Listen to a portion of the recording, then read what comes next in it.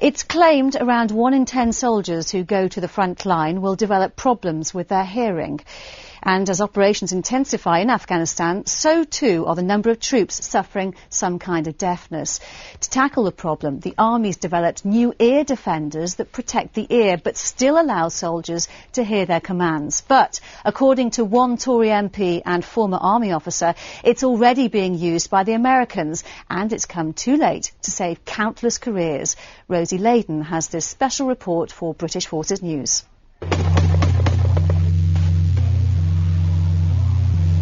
Imagine living with a constant ringing in your ears. Soldiers with hearing damage may not look as badly wounded as some of the amputees who come back from Afghanistan, but it can be a highly debilitating condition. Ranger Jerry Werner was serving with the Royal Irish Regiment in Sangin in 2008 when he was caught in a mortar attack which destroyed the hearing in his right ear. It's always there. When I'm in a small space it gets louder, the ringing will get louder. Don't know why it is, it just does, but that's when it gets painful. Or when it's quiet in a room or you're away somewhere, it starts to get more aggravating. You can hear it louder and louder. And then the other time we'll have headaches as well. The headaches will get really bad. Around 10% of combat units are coming back from the front line with what's known as noise-induced hearing loss, with many now unable to deploy to the front line. The growing problem prompted the Army to send out a UOR last year for a new system which offers servicemen and women improved protection while still allowing them to hear ambient noise and battlefield commands. I wore them quite a lot, yeah, and I tried to make sure that the people that were below me were wearing them as well. A number of the casualties that we suffered were hearing loss or ruptured eardrums from IEDs and other explosions, and so I thought it was quite paramount that we wore those. It's ideal for me, like as a section commander, because I can leave them in all the time. When we're in the middle of a battle, I haven't got to worry about lads not hearing my orders and stuff, because I know they've got them in there as well. So I know they're going to have safe ears, and they're going to be able to understand the orders I'm giving them as well. Jumbo, water back! Covering fire! Covering fire! Feedback so far has been positive, but it comes too late for soldiers like Jerry.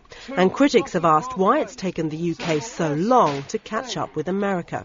I think the criminal side of this is the fact that United States and other forces have had very good, very advanced hearing protection for several years now, fully understanding that places like Iraq and Afghanistan, oddly, are quite noisy. You'd think that the MOD would have cottoned on to this earlier on. The MOD deny this accusation and say that in an operational environment it's not possible to fully protect personnel from hearing damage. With hindsight, it's always possible to think of things that you might have done differently.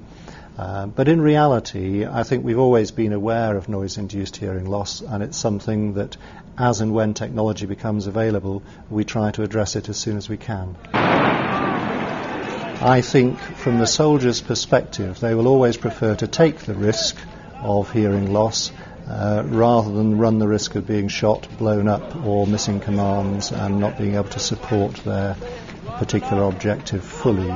Back in Northern Ireland, Jerry's grateful to his regiment for finding him a job, but it's hard to come to terms with the fact that he'll never serve on the front line again. As an infantryman, it's pretty limited as to what I want to do. The battalion's tried to keep me in a job, basically. But as far as things that I want to do, there's not really much. Every soldier wants to go out and fight.